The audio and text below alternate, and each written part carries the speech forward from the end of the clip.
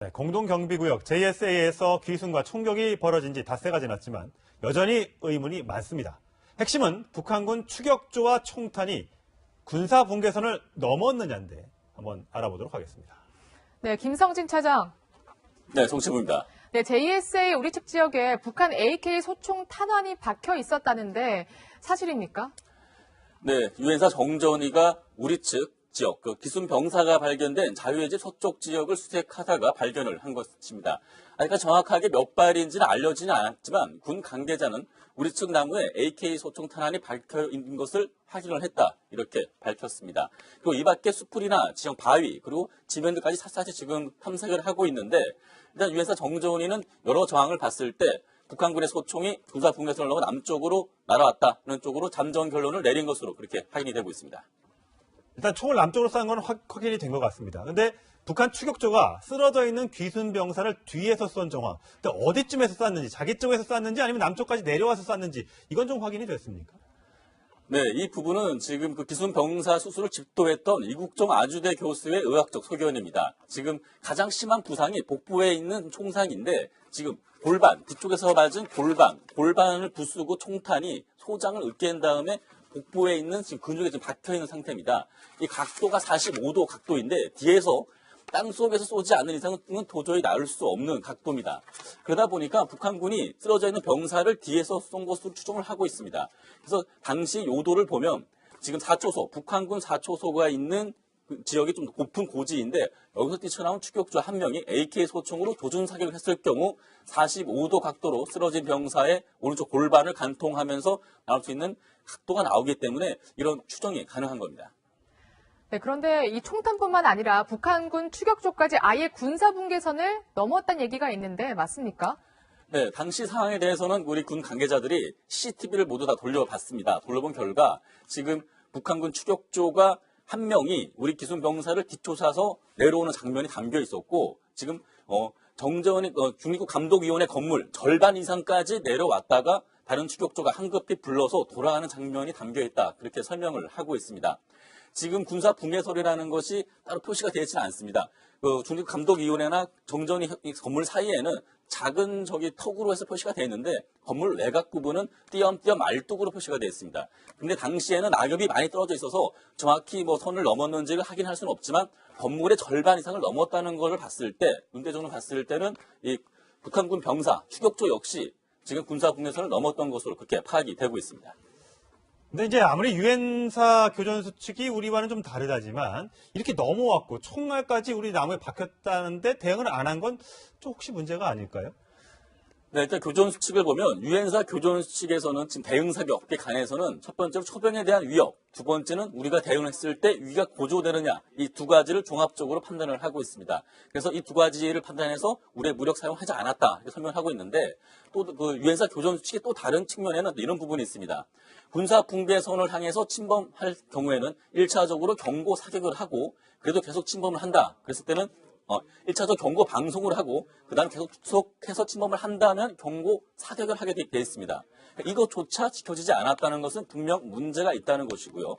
이 문제에 대해서는 대통령 역시 유엔사 교전수 측에 대해서 좀 손을 봐야 되는 거 아니냐, 이렇게 문제 제기를 하고 있는 상황입니다. 네. 그 마지막으로 한두 가지만 더 여쭤보겠습니다. 그 사건이 발생한 월요일이죠. 그 JS 투어, 그러니까 일반인들이 하는 그 투어가 없어서 평소보다 우리 군의 경계가 굉장히 취약했다고 하는데 이거 사실입니까? 네, 그렇습니다. 지금 JS 판문점 투어 가시는 분들도 많으실 텐데 지금 남과 북 공의해서 월요일만큼은 이 관광 투어가 없는 날입니다. 그래서 평상시에는 이 판문점 1선원에서는 30명 정도가 우리 측 경계 요원이 근무를 하는데 가운데 건물 사이사이에 지금 서 있고 마주보고 있는 그런 영상 많이 떠오르실 겁니다. 근데 월요일 판문점 투어가 없을 때는 가운데의 경계 초소가 더 나와 있지 않고요. 양쪽 동서에 있는 경계 초소에만 3명씩 총 6명만 근무를 서고 있었던 겁니다. 그러다 보니까 가운데에서 이런 상황을 지켜보고 감시할 수 있는 병력이 부족하다 보니까 감시 공백이 생겼던 거고요. 그러다 보니까 사건 발생 후 기순 병사를 발견하기까지 무려 16분이나 걸렸던 겁니다. 아무래도 우리가 JSA 그 CCTV를 좀 보면 이런 의혹을 좀 확인할 수 있을 텐데 원래 우리 시간에 어제 저희 그 뉴스의 라이브 시간에 공개가 되기로 했는데 공개가 안 되고 있는 건 미국이 반대하는 겁니까? 우리가 반대하는 겁니까? 네, 이건 조금 뭐 전략적인 부분도 있겠지만 일단은 어제 유엔사 측에서는 26초짜리 영상을 먼저 공개를 하려고 했었습니다. 그래서 이 영상 내용이 뭐냐 물어봤더니 기순 병사가 왜 탄 차량이 배수로에 걸리는 장면, 그리고 걸린 뒤에 차에서 나오는 장면, 그리고 군사 분계선을 향해 뛰어가는 장면이 총 편집돼서 26초였습니다.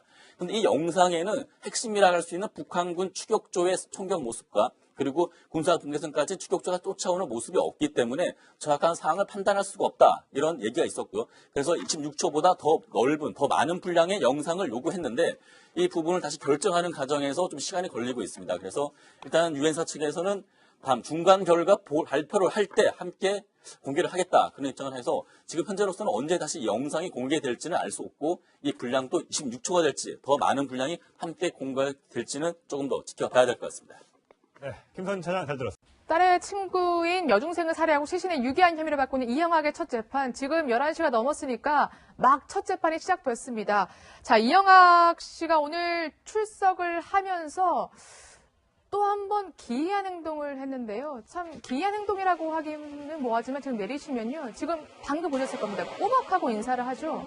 보통은 그냥 지나가는데 보통 피의자들은 이영학을 내리자마자 이렇게 취재진을 향해서 90도로 인사를 하고 들어갑니다. 저런 피의자 보셨습니까? 저는 한 번도 못 봤습니다. 아니 뭐 네. 법정에 들어가서 판사한테 90도로 인사하는 피고는 대부분 다 그렇게 합니다. 그렇죠. 예. 그런데 이제 취재진을 향해서 90도로 인사하는 피해자는 저는 피고인이죠. 피고인 네. 저는 본 적도 없고 앞으로도 별로 이제 볼 것 같지가 않아요. 굉장히 특이한 스타일인데 글쎄요, 저 사람이 이영학 씨 이제 인터뷰하는 그런 모습들, 네. 그 인터뷰라기보다 이제 본인은 이제 경찰에서 나오면서 취재진에 대해서 하고 있던 얘기들 어떤 모습 보면은 이렇게 마이크를 잡아당겨가지고 자기 얘기하는 그런 모습들을 본 적이 있거든요. 그러니까 뭔가 나름대로 이제 본인의 이미지를 좀 그렇게 만들어가고 싶어하는 것 같은데 글쎄요, 취재진에 향해서 90도가 아니라 그냥 땅 빠지고 엎드려서 절을 한다 하더라도 이영학 씨의 지금까지 했던 죄들이 사그라들 수 있을까요? 그리고 예. 어떤 행동을 하든 여론이 그것을 위해서 반전될 수 있을까요? 전혀 가능성이 없는 거를 기대하고 지금 하고 있는 것 같습니다. 일단 오늘 재판에서 이제 여러 가지 얘기들이 좀 나올 겁니다. 본인이 직접 이제 나왔기 때문에. 아마 근데 이게 이렇게 주장을 하는 것 같아요. 지금 변호사가 어떻게 선임이 됐는지는 알 수 없습니다만 일단 낮은 지능지수, 그다음에 정신지체 장애 상급 판정 이런 거, 그리고 유인을 했습니다만 유인한 건 시인했으니까. 근데 살인은 정말 우발적이었다. 이런 식으로 해서 조금 면책하기 위해서 그럴 가능성, 이게 지금 제기가 되고 있죠. 그렇죠. 그럴 가능성이 있다고 보여집니다. 지금 진술 같은 경우도 보면요, 대부분 처음에 검찰 조사에서는 모든 범죄 행위를 다 인정했습니다. 네. 중간에 조사하다가 갑자기 말을 바꾸거나 침묵으로 일관하거나 이런 일들이 계속 반복되거든요. 그런 행위가 저는 어찌 보면 지금 말씀하신 것처럼 본인의 정신지체 등급 이 부분을 좀 강하게 활용하려는 의도가 있지 않나. 그런데 국민들이 생각하는 건 저렇게 치밀하게 범죄 행위를 하고 또 시신도 유기하고 이런 행동을 보면 과연 저 사람이 제대로 정신지체 감정을 받았나 하는 부분에 의문이 생기는 거거든요. 그래서 저는 검찰이나 법원 입장에서 다시 한번 감정을 해야 한다고 생각을 합니다. 사람들이 일부러 지난번에 그런 사건도 있었어요. 그 군대를 안 가기 위해서 일부러 정신지체 장애인인 것처럼 행동했다가 나중에 본인이 실제 이제 군 면제 받고 나서 실제 병원에 치료하러 가서는 거기서는 제대로 된 모습을 보여줘서 그게 들통이 나서 예. 군에 다시 끌려가는 그런 사건이 있었거든요. 그래서 이영학도 그럴 수 있다라고 하는 부분을 좀 고려하셔야 될 것 같아요. 그러니까 검찰이나 법원에서 다시 제대로 된 정신 감정을 다시 할 필요가 있다. 예. 왜냐하면 그 당시 했던 정신 감정이 약간 잘못될 수도 있고 본인이 속여서 그 심리 상담은 본인이 개인 보고 질문하고 답변 듣고 이러면서 상담을 하는 거 아니겠습니까? 네. 그러다 보니 객관적인 조사가 안 될 수 있기 때문에 그 부분은 법원이나 검찰이 다시 한번 고려할 부분이라는 생각이 듭니다. 예. 네. 지금 이영학의 혐의를 살펴보면 아동 청소년 강간 등 살인, 추행 유인, 시신 유기, 마약류 관리법 위반, 지금 사기, 무기징역 구형 가능이라고 했는데 이제 방금 말씀하셨지만 굉장히 이제 국민들이 걱정하는 건 이게 난 반성했다는 태도를 보인다거나 아니면 난 지적장애가 있어서 조금 판단에 혼돈이 있었다라고 해서 저게 감형이 돼서 만약에 뭐 20년이라고 해도 저 중간에 나오는 거 아닙니까? 그런 걸 좀 걱정하고 계시는데 변호사님 보시기에는 좀 전망이 어떻습니까? 물론 재판 과정을 지켜봐야 되긴 하는데 네. 지금 어떤 나와 있는 죄질들로 봤을 때 감형이 되기는 쉽진 않을 겁니다. 물론 뭐 장량 감정, 예를 들어서 뭐 반성하고 있다 그래서 어느 정도 조금 뭐 형에 좀 깎아줄 수는 있으나 가장 중요한 건 뭐냐면 심신미약이라는 감형이거든요. 네. 근데 그거를 지금 제가 봤을 때는 받아줄 가능성이 극히 낮고, 물론 뭐 공주치료감호소 가서 정말 정신지체가 2급 정도의 지능지수를 가지고 있는 것인지 그리고 사리분별을 못할 정도인지를 좀 판단을 받아봐야 되는 건 맞는데 이제까지 언론 인터뷰에 나왔을 때 저 이영학 씨 어떤 말투라든지 어떤 그런 것들을 보면 과연 이 사람이 정신이 지능지수가 너무 낮아서 사리분별을 못할 정도여서 내가 지금 이 어린아이한테 무엇을 하고 있는지를 판단하지 못할 정도의 수준의 사람인가? 전혀 아니지 않습니까? 예. 그건 다 저희가 눈으로 확인하지 않았겠습니까? 판사도 마찬가지죠. 그런데 이 상황에서 저 사람에게 이거 지능지수가 안 좋으니까 심심이야 감경해준다? 법률상 감경을 한다? 가능성 저희 극히 낮다고 보고 예. 그렇기 때문에 어떤 형태가 되든지 이영학 씨가 중형을 피하기는 저는 어렵다고 봅니다. 네. 물론 이거는 아직까지 이거 외에도 지금 후원금 횡령이나 또 부인 자살 관련된 이 의혹까지 아직 전부 다 내용이 포함이 돼서 기소가 된 게 아니기 때문에 이영학의 재판은 좀 오래 갈 수 있을 것 같습니다. 수색하다가 발견을 한 것입니다. 그러니까 정확하게 몇 발인지는 알려지는 않았지만 군 관계자는 우리 측 나무에 AK 소총 탄환이 박혀 있는 것을 확인을 했다 이렇게 밝혔습니다. 그리고 이 밖에 수풀이나 지형 바위 그리고 지면들까지 샅샅이 지금 탐색을 하고 있는데 일단 유엔사 정전이는 여러 정황을 봤을 때 북한군의 소총이 군사 분계선을 넘어 남쪽으로 날아왔다는 쪽으로 잠정 결론을 내린 것으로 그렇게 확인이 되고 있습니다. 일단 총을 남쪽으로 쏜 건 확인이 된 것 같습니다. 그런데 공동경비구역 JSA에서 귀순과 총격이 벌어진 지 닷새가 지났지만 여전히 의문이 많습니다. 핵심은 북한군 추격조와 총탄이 군사 분계선을 넘었느냐인데 한번 알아보도록 하겠습니다. 네, 김성진 차장. 네, 정치부입니다. 네, JSA 우리 측 지역에 북한 AK 소총 탄환이 박혀 있었다는데 사실입니까?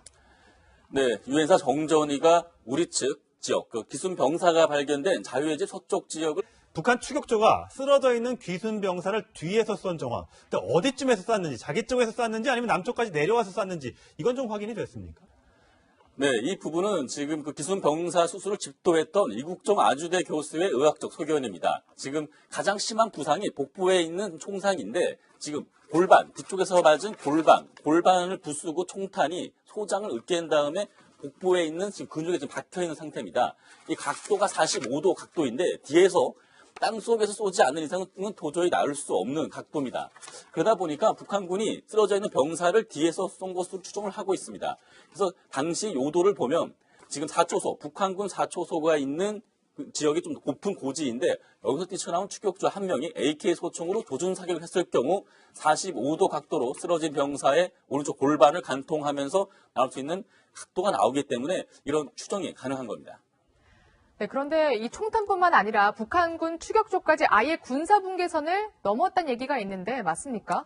네, 당시 상황에 대해서는 우리 군 관계자들이 CCTV를 모두 다 돌려봤습니다. 돌려본 결과 지금 북한군 추격조가 한 명이 우리 기순 병사를 뒷쫓아서 내려오는 장면이 담겨 있었고 지금 정전이 중위국 감독위원회 건물 절반 이상까지 내려왔다가 다른 추격조가 황급히 불러서 돌아가는 장면이 담겨 있다.